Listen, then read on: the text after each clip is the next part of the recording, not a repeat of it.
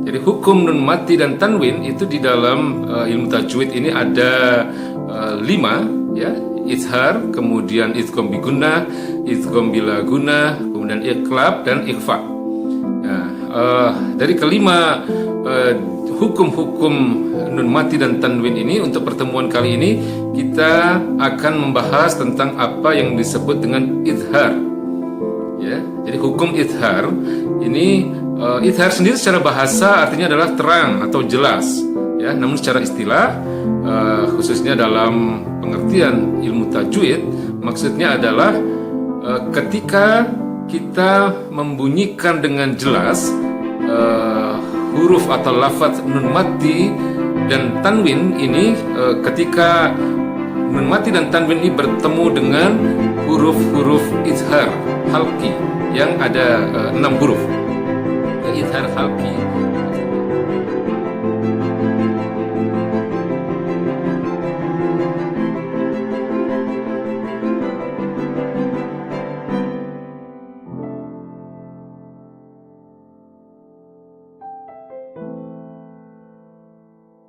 Di bagian pertama tentang dasar-dasar ilmu tajwid ini, kita sudah membahas tentang pengertian atau definisi dari ilmu tajwid, dan juga kita bicara agak cukup panjang tentang makharijul huruf.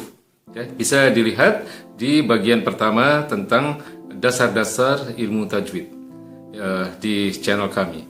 Nah, kali ini di pertemuan yang kedua tentang bab dasar-dasar ilmu tajwid ini, kita akan bicara tentang hukum nun mati dan tanwin. Ya, jadi hukum nun mati dan tanwin itu di dalam ilmu tajwid ini ada 5 ya. Izhar, kemudian idgham bi gunnah, idgham bila gunnah, kemudian iqlab dan ikhfa. Nah, dari kelima hukum-hukum nun mati dan tanwin ini, untuk pertemuan kali ini kita akan membahas tentang apa yang disebut dengan izhar.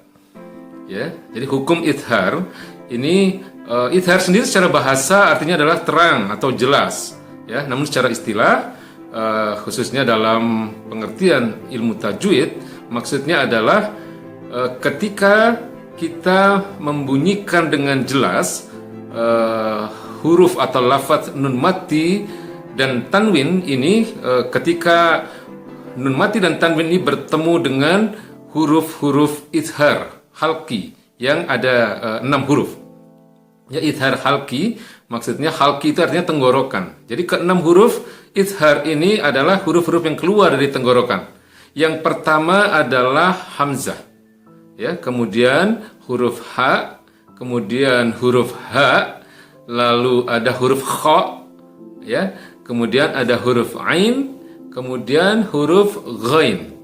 Ya, ke-6 huruf inilah yang disebut dengan huruf izhar halqi, di mana ketika nun mati atau tanwin bertemu dengan ke-6 huruf ini, maka dia harus dibaca izhar, dia harus dibaca dengan jelas. Baik, mari kita mulai dengan beberapa contoh. Ya, contoh pertama adalah ketika nun mati bertemu dengan hamzah. Ya, misalnya di dalam kata man amana. Ya, bacanya huruf hamzahnya, ya, atau huruf nun matinya ini harus dibaca dengan jelas karena dia bertemu dengan hamzah. Man amana. Ya, ini nun mati ketemu dengan hamzah. Lalu kemudian contoh lain ketika tanwin bertemu dengan hamzah, misalnya di dalam bacaan kullun amana, ya, kullun amana. Nah, ini tanwinnya harus dibaca dengan izhar atau dibaca dengan jelas. Kemudian contoh berikutnya adalah ketika nun mati bertemu dengan huruf H. Ya, seperti misalnya di dalam kata atau di dalam frase faman hajja. Ya, faman hajja. Ya, ini nun matinya harus dibaca dengan izhar atau dibaca dengan jelas. Nah, kemudian ketika tanwin ya bertemu dengan huruf H, misalnya di dalam frase narun hamiyah, ya, narun hamiyah, ya. Jadi di sini tanwin harus dibaca dengan jelas. Lalu di dalam contoh berikutnya adalah ketika huruf nun mati ya bertemu dengan huruf H, ya, H yang besar, ya, nun mati atau nun sukun bertemu dengan huruf H, ya. Misalnya di dalam kata in hada, ya, in hada. Nah, ini contoh dari ketika nun mati atau nun sukun bertemu dengan huruf H, ya. Jadi harus dibaca dengan izhar atau jelas, tidak boleh didengungkan, ya, tidak boleh ditahan, tidak boleh mendengung juga. Nah, kemudian contoh di mana tanwin ya bertemu dengan huruf H, ya, misalnya di dalam frase atau bacaan salamun hiya, ya, salamun hiya, ya, ini salamun ini ada tanda tanwin, ya, atau domatain di sini jelasnya, maka dia harus dibaca dengan jelas, salamun hiya. Kemudian ketika nun mati bertemu dengan huruf kha, ya, ini juga harus dibaca dengan jelas. Misalnya di dalam contoh bacaan min khair, ya, min khair, ya, min khair. Jadi nun mati atau nun sukunnya harus dibaca dengan jelas, ya. Lalu tanwin ya bertemu dengan huruf kha, misalnya di dalam frase dzarratin khairan, dzarratin khairan, ya, dzarratin ini ada kasrotain yang harus dibaca dengan jelas, dzarratin khairan, ya. Nah, sekarang contoh berikutnya adalah ketika nun mati bertemu dengan ain, ya, ketika nun mati bertemu dengan ain, misalnya di dalam frase ya atau bacaan min alaqa, ya, min alaqa, ya, min ini ada nun sukun atau nun mati, dia bertemu dengan ain, maka harus dibaca dengan jelas, min alaqa, ya.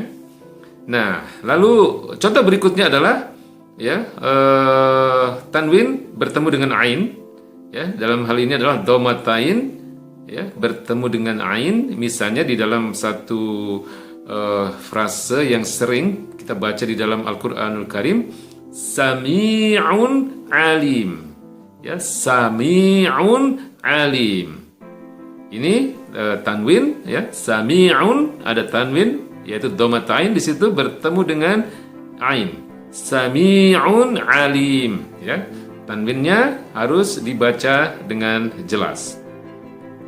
Kemudian contoh berikutnya adalah ketika nun mati bertemu dengan ghain, ya, nun mati atau nun sukun bertemu dengan ghain, ya, misalnya di dalam kata min ghammin, min ghammin, ya.